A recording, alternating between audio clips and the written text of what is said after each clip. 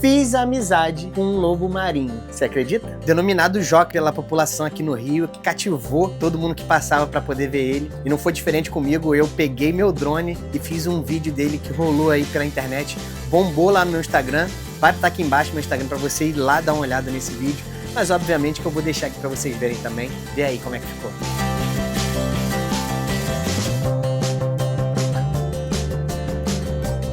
Ah, antes de esquecer, o Joca foi tão querido que ele virou um quadro